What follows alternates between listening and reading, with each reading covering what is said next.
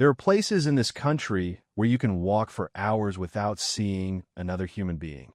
No houses, no traffic, no streetlights, just miles of trees, mountains, and darkness. That's one of the reasons people love national parks.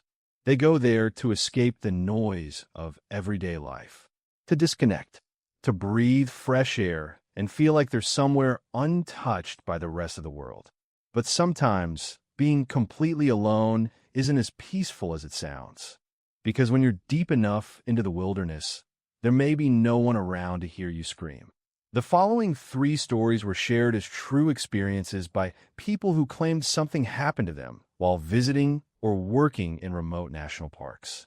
Some of what they experienced can probably be explained. My name is Daniel. Some of it can't. And I worked after as a hearing seasonal these park stories, ranger for almost you 6 might think years. twice before Most of that following time a was trail spent after in one of the sunset. larger national Story parks. one begins in the with a western park United ranger States. who heard I'm his not going own to give the name exact being name of the called park from because some of somewhere the deep details in this inside the story are forest. still difficult for me to talk about, and I don't want people trying to figure out exactly where this happened. If you've never worked in a national park, you probably imagine the job is mostly hiking trails, helping tourists, checking campsites, and dealing with the occasional lost family. Sometimes it is, but there's another side to the job that visitors rarely see. When the sun goes down, the park becomes an entirely different place. During the day, you can hear people talking, cars moving along the roads, birds, children laughing near the campgrounds. At night, all of that disappears. The forest becomes enormous. And when you're standing alone in the middle of it, you realize just how little of it you can actually see. The incident I'm about to describe happened during one of my late-night patrols. At the time, I thought I knew those woods better than almost anyone. I was wrong. It happened in late October. The tourist season was nearly over, and most of the campgrounds were already closed. Temperatures dropped quickly after sunset, and there were long stretches of road where you could drive for 20 or 30 minutes without seeing another vehicle. My job that night was simple. I was supposed to check several closed areas of the park, make sure nobody had entered restricted trails, and inspect a few old service roads before heading back to the ranger station. I started my patrol around 9:30 p.m. The weather was calm. No rain. Almost no wind. The sky was completely clear. I remember thinking that it was actually a beautiful night. The moon was bright enough to illuminate parts of the road through the trees, and every once in a while I could see the outlines of the mountains in the distance. I drove slowly with the windows closed, listening to the radio. Everything was normal, until I reached an old service road near the northern section of the park. That area had been closed to visitors for years. There was a metal gate across the road, and beyond it was an old trail that disappeared into thick forest. We had several reasons for keeping that area closed. The trail was damaged in places. There had been rock slides farther up the mountain, and some of the older structures in the area weren't considered safe. I stopped at the gate and got out of my truck. I checked the lock. It was still secure. Then I walked around the area with my flashlight. Nothing unusual. No footprints. No broken branches. No signs that anyone had climbed over the gate. I was about to leave when I heard something. A voice. Very faint. I couldn't understand what it said. I stood still and listened. At first, I thought it was an animal. Then I heard it again. Daniel. I froze. The voice had come from somewhere beyond the gate. I remember looking at my radio because I thought another ranger was playing some kind of joke. But my radio was silent. I waited. Nothing. Then, from deep inside the trees, Daniel. This time I heard it clearly. Someone had said my name. I immediately became more alert. My first thought was that somebody had entered the restricted area. It happened occasionally. People ignored signs, climbed fences, or followed old trails because they wanted to explore places tourists weren't supposed to see. I shined my flashlight toward the trees. Park service, I shouted. No answer. I waited another few seconds. Then the voice came again. Daniel. There was something strange about it. It didn't sound like someone shouting from far away. It sounded almost casual, like someone standing just a few yards away and calling me quietly. I stepped closer to the gate. Who is that? Silence. Then I heard something moving through the trees. Slow footsteps. Crunch, crunch, crunch. I immediately reached for my radio.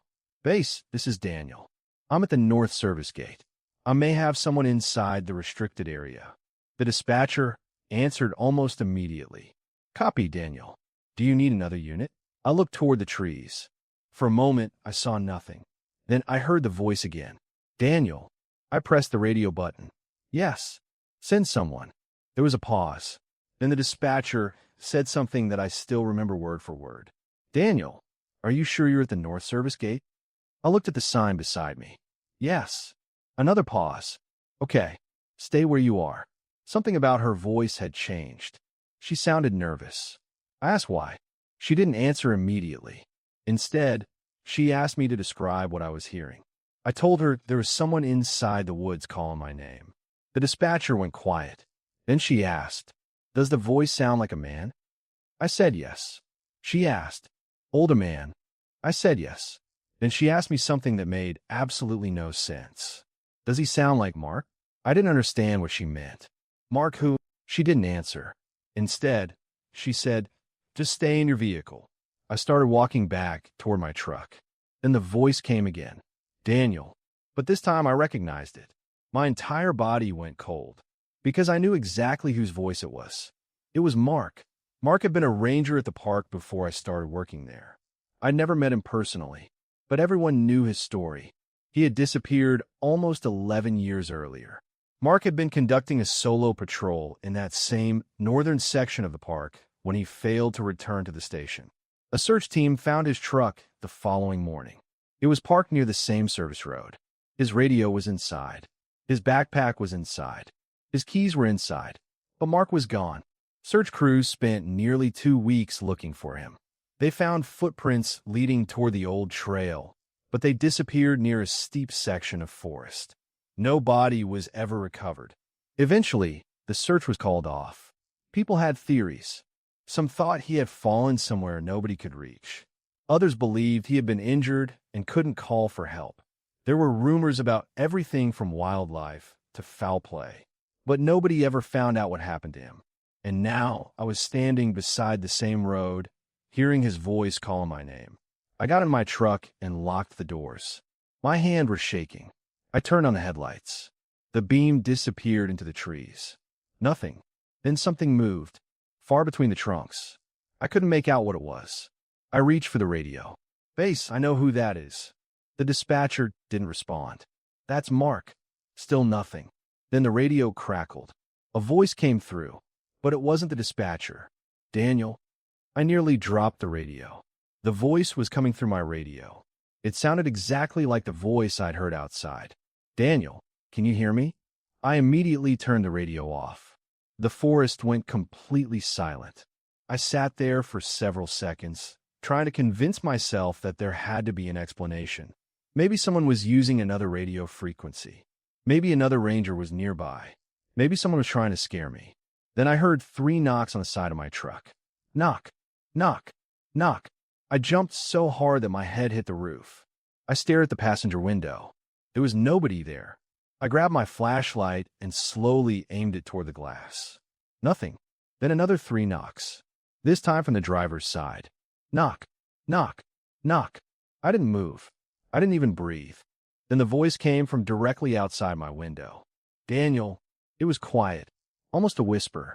I looked at the driver's window. For just a second, I thought I saw the outline of a man's face standing behind the glass. I couldn't see any features, just a dark shape. I started the engine. The figure disappeared. I didn't wait. I threw the truck into reverse and backed away from the gate. As I turned around, my headlights swept across the forest. And that's when I saw someone standing between the trees. A man. He was facing away from me. He was wearing what looked like an old ranger uniform. I stopped the truck. For some reason, I couldn't look away. The man slowly turned his head. Not his body, just his head. He looked toward my truck. I couldn't see his face clearly, but I knew what I was looking at. It was the same uniform Mark had been wearing when he disappeared. I slammed the truck into drive and drove. I didn't stop until I reached the main road. About 15 minutes later, another ranger met me. He didn't ask many questions. He just looked at me and said, "You heard him, didn't you?" I asked him what he meant. He said nothing. Back at the station, I told the others what happened. Nobody laughed. Nobody called me crazy. Instead, the older rangers exchanged looks. One of them eventually told me something I hadn't known. Mark's disappearance wasn't the only strange thing that had happened around that area.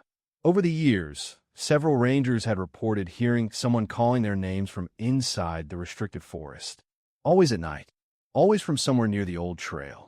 And according to the ranger who told me this, the voice wasn't always the same. Sometimes it sounded like a friend, sometimes a family member, sometimes another ranger. But there was one rule everyone seemed to agree on. If you heard someone calling you from inside those woods after dark, you didn't answer. And you definitely didn't go looking for them. I asked him why. He looked at me for a long time. Then he said, because nobody who went looking ever found what they were looking for. I never worked another night patrol in that section of the park. A few months later, I left the job altogether. I wish I could say I eventually forgot about what happened. I didn't, because about 3 years after that night, I was visiting another park several states away. I was staying in a campground with some friends. It was late. Everyone else was asleep.